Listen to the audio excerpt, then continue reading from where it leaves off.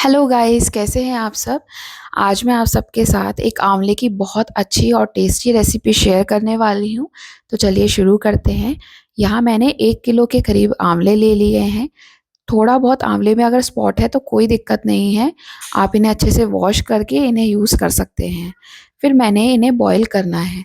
आप चाहें तो इन्हें कुकर में बॉईल कर सकते हैं, बट बेटर होगा कि आप कढ़ाई में इसे बॉईल करें, क्योंकि जितने भी इसमें विटामिन्स वगैरह होते हैं वो ख़राब हो जाते हैं, वो मर जाते हैं। इट्स बेटर कि आप इसे अपना कढ़ाई में इसे बॉईल होने के लिए रखिए। तो मैंने एक कढ़ाई में पानी डाल के उसके ऊपर एक जाली रख के सारे के सारे आंवला रख दिए हैं, ताकि भाप धीरे धीरे बनने लगे। अगर आपके पास इस तरह की जाली नहीं है तो कोई ऐसी दिक्कत नहीं है, आप प्लेट रख सकते हैं, तब उसके ऊपर ये सारे आंवले रख सकते हैं। बट आपको बस इतना ध्यान रखना है कि इन पे थोड़ी सी भाप ज़रूर लगे, ताकि ये आपके अच्छे से गल सके। यहाँ मैंने अच्छे से सारे आंवले को फैला दिया है। चाहे तो आप एक दूसरे के ऊपर भी आंवले को रख सकते हैं। अब एक तरफ मैंने धागे वाली मिश्री ली है। आप चाहें तो नॉर्मल मिश्री ले सकते हैं या फिर चीनी का यूज़ कर सकते हैं।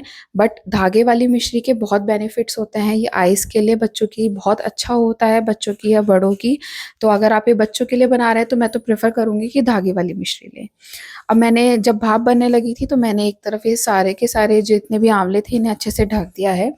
और मैं जो हमारी धागे वाली मिश्री है इसे अच्छे से दरदरा पीस लूँगी, क्योंकि अगर आप इसे डायरेक्ट मिक्सर में डालेंगे ना तो एक तो इसके धागे नहीं निकलेंगे, और दूसरा मिक्सर ख़राब भी हो सकता है। तो मैंने देखिए दरदरा करने के बाद इसे मिक्सर में डाला था ना, तो कितना अच्छा फाइन पाउडर बन के तैयार हुआ है। अब हम इसे अच्छे से मिला कर के हमने साइड में रख लिया है। दूसरी तरफ हम अपने आंवले को चेक करेंगे। हमारा आंवला भी देखिए हो चुका है रेडी। इसकी पहचान सबसे बड़ी है, एक तो कलर चेंज हो जाएगा आंवले का, एंड सेकंड सेकंड आपका जो आंवले हैं वो फटने शुरू हो जाएंगे। अपने आप ही फटे हुए आपको दिखाई देंगे। अगर फटने दिखाई दे भी ना रहे तो आप एक बार फोक की हेल्प से चेक कर सकते हैं कि अच्छे से फट रहे हैं। मतलब आप इन्हें बाद में अगर मिक्सर में चलाते हैं तो कोई दिक्कत नहीं होनी चाहिए। अब मैंने जब ये देखा कि ये सारे इजीली फट रहे हैं तो मैंने इन्हें साइड में जाली हटा ली, यानी कि इन्हें ठंडा होने के लिए रख दिया है, ताकि अगर आप डायरेक्ट इन्हें मतलब इनका बीज निकालने लगेंगे तो हाथ जल सकता है। तो पहले इन्हें अच्छे से ठंडा होने दें। अब देखिए मैं यहाँ इसे धीरे धीरे इसके सारे बीज अलग कर दूंगी। आंवले की वैसे तो बहुत सारे रेसिपीज होती हैं। आप आंवले का मुरब्बा बना सकते हैं, आंवले की कैंडी बना सकते हैं, बट थोड़ा अलग करना सोचा तो इसलिए मैं आपसे ये रेसिपी शेयर कर रही हूँ। सेकंड ये कि मैं आपको प्रेफर यही करूँगी कि मार्केट की कैंडी खाने से अच्छा आप घर में बनाएं, क्योंकि मार्केट की जो कैंडी होती है आप कभी खाइएगा उसमें बिल्कुल एक तो टेस्ट नहीं होता।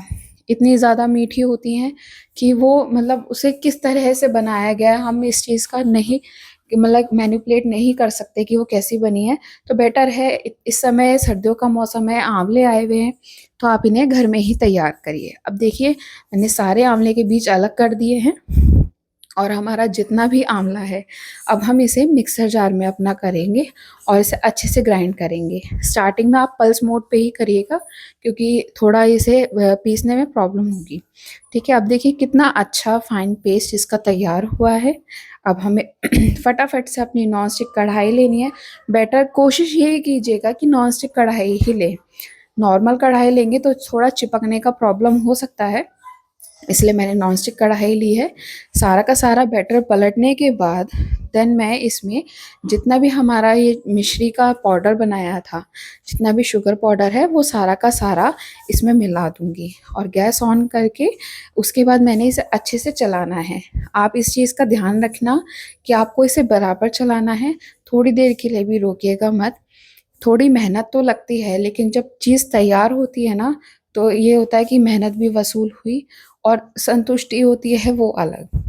अब आप देख रहे हैं मैं बराबर चला रही हूँ। अगर आप रोकेंगे ना तो इसमें बबल्स आने लगेंगे, सारे में छींटे आएंगी, सारे में गंदा होगा, मैसी हो जाएगा। इट्स बेटर आप इसे बराबर चलाएं। और देखिए धीरे धीरे जैसे जैसे आप इसे चलाते रहेंगे इसका कलर भी चेंज होता रहेगा। तो आप देख रहे हैं मैं कंटिन्यूसली इसे चला रही हूँ। इसकी सबसे अच्छी पहचान ये है जब ये बर्तन थोड़ा छोड़ने लगे, आंवला जब हमारा बर्तन छोड़ने लगे तो हमें इसमें कुछ स्पेशल इंग्रेडिएंट्स मिलाने हैं, ताकि इसके टेस्ट और इसका फ्लेवर और अच्छा हो जाए, इसका टेस्ट और एनहेंस हो सके। तो देख सकते हैं आप, मैं ये बर्तन छोड़ने लगा है। तो अब इसमें मैं कुछ ऐसे इंग्रेडिएंट्स मिलाऊंगी ताकि इसका टेस्ट, इसका फ्लेवर और ज़्यादा बढ़ जाए। तो इसमें मैंने एक चम्मच से थोड़ा कम नमक लिया है और आधा चम्मच से कम मैंने इसमें काला नमक डाला है। देन इसमें आप 1 चम्मच भर के घी डाल दीजिएगा। वो ऑप्शनल है, क्योंकि घी डालने से आपकी अच्छी शाइनिंग आती है। आप चाहें तो इसे स्किप कर सकते हैं। उसके बाद मैंने इसमें 8 से 10 काली मिर्च पीस करके डाली। एक साइड मैंने इसमें कटोरी में कॉर्न स्टार्च लिया ताकि अच्छी बाइंड हो सकें ये। कॉर्न स्टार्च 3 चम्मच लेके उसमें 2 चम्मच पानी डाल के उसे बराबर हम चलाते जाएंगे।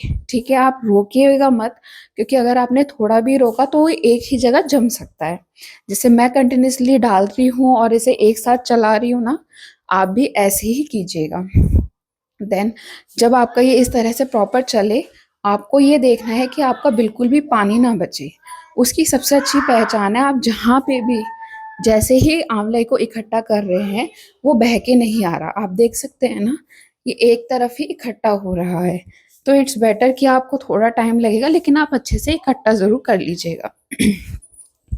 उसके बाद मैंने एक बर्तन ले लिया, एक थाली ले लिया है। आप चाहें तो स्क्वायर शेप का मॉड्यूल ले सकते हैं या कैसा भी ले सकते हैं। मैंने थाली इसलिए ली है ताकि और जो लोग हैं जिनके पास स्क्वायर शेप का मॉड्यूल नहीं है वो इसे यूज़ कर सकें। अब मैंने उसमें बटर पेपर लगा के उस पर अच्छे से घी लगा दिया है ताकि जब हम इसे डीमोल्ड करें तो ईजीली हो सके। अब मैंने सारा का सारा बैटर इसके ऊपर डाल लिया है। आप देख सकते हैं, ये देखने में ही इतना अच्छा लग रहा है तो खाने में कितना टेस्टी लगेगा। जब हम ये सारा बैटर डाल देंगे, उसके बाद सबसे ज़्यादा ज़रूरी है, हमें ये देखना है कि हमें कैंडी कितनी पतली चाहिए या मोटी चाहिए। अगर आप थिक चाहें तो उसे उस तरह से फैला सकते हैं। अगर आपको है मतलब पतली चाहिए, मतलब थिन कैंडी चाहिए, तो आप पतला फैला सकते हैं।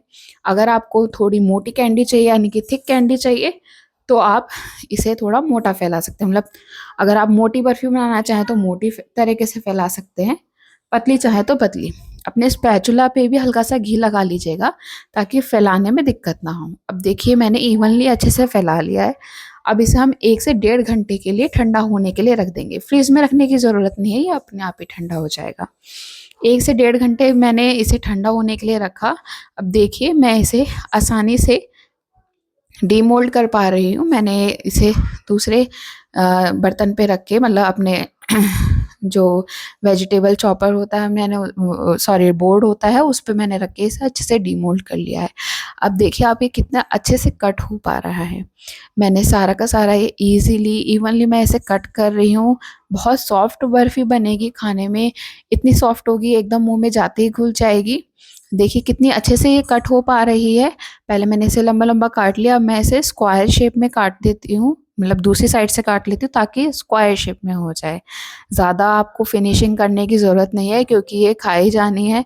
आप बेकार में क्यों इतना वेस्टेज करें, तो बेटर है आप इसे अच्छे से ऐसे ही कट कर सकते हैं। अब जब आपका ये सारा अच्छे से कट हो जाए, देन उसे फिर एक बर्तन में अलग अलग कर लीजिएगा। और जो आपने शुगर पाउडर बनाया था, अगर वो ख़त्म हो गया तो आप और ले लीजिएगा और उसे एक स्ट्रेनर की हेल्प से अच्छे से उसके ऊपर सारे पे स्प्रेड कर दीजिएगा ताकि ये कैंडीज़ आपस में चिपके नहीं।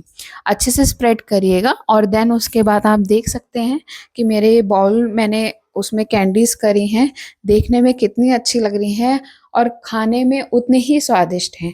आपके बच्चे इसे आसानी से खाएंगे और सर्दियों में बच्चों के लिए, बड़ों के लिए, सबके लिए बहुत अच्छी है। खासकर आजकल बच्चे टीवी बहुत देखते हैं तो उनकी आईज़ के लिए बहुत अच्छी है। तो आप इसे रेसिपी को ज़रूर